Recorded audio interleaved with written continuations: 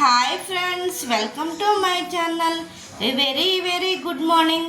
ఈరోజు నేను పాలకూర ఫ్రై చేస్తున్నాను.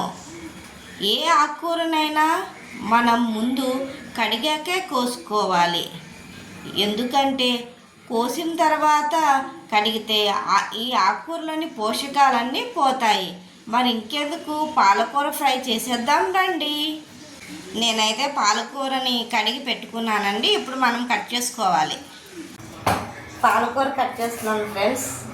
మీరేం కూర చేస్తున్నారు? పాలకూర పప్పు అయినా, పాలకూర టమాటా అయినా, పాలకూర ఫ్రై చాలా బాగుంటుంది. నేనైతే ఈరోజు పాలకూర ఫ్రై చేస్తున్నాను. మీరేం కూర చేస్తున్నారు ఫ్రెండ్స్?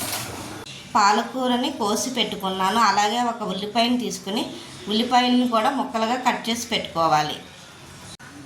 ఇప్పుడు మనం స్టవ్ ఆన్ చేసుకుని ఒక గిన్నె పెట్టుకోవాలి. ఇందులో 2 టేబుల్ స్పూన్ ఆయిల్ తీసుకున్నానండి. నేనైతే ఆయిల్ తక్కువ వాడతాను. మీరు వాడేదాన్ని బట్టి ఆయిల్ తీసుకోవచ్చు. ఇప్పుడు తాలింపు దినుసులు సాయమినపప్పు, ఆవాలు, జీలకర్ర, ఎండుమిరపకాయ, వెల్లుల్లిపాయ వేసుకోవాలి.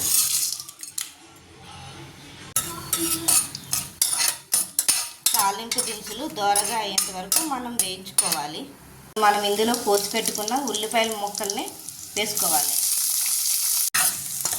ఉల్లిపాయ ముక్కలు దోరగా అయ్యేంత వరకు వేయించుకోవాలి. ఇప్పుడు ఇందులో మనం కోసి పెట్టుకున్న పాలకూర ముక్కల్ని వేసుకోవాలి. పాలకూర వేసుకున్నాం కదా, ఇప్పుడు మనం అంతా కలిసేలాగా గరిటెతో కలుపుకోవాలి. పాలకూర పచ్చి వాసన పోయేంత వరకు 2 నిమిషాలు ఇలా ఉంచుకోవాలి. ఇప్పుడు కడిగి కోసి పెట్టుకున్న కొత్తిమీర, కరివేపాకు వేసుకోవాలి. ఒకసారి కొత్తిమీర, కరివేపాకు కలిసేలాగా మనము అంతా కలుపుకోవాలి. కొంచెం పసుపు వేసిన తర్వాత మనం ఒకసారి గరిటెతో కలుపుకొని 2 నిమిషాలు మూత పెట్టుకుని ఉంచుకోవాలి.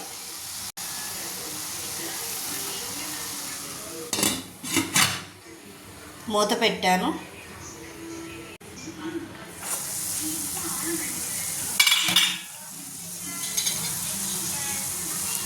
పాలకూర మగ్గిపోయింది. ఇప్పుడు మనం రుచికి సరిపడా ఉప్పు, తినగలిగినంత కారం వేసుకోవాలి. ఒకసారి గరిటెతో కలుపుకొని మళ్ళీ 2 నిమిషాలు మూత పెట్టుకొని మగ్గనివ్వాలి.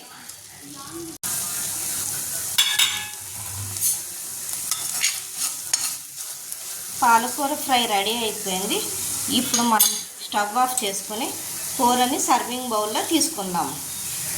టేస్టీ పాలకూర ఫ్రై రెడీ అయిపోయింది.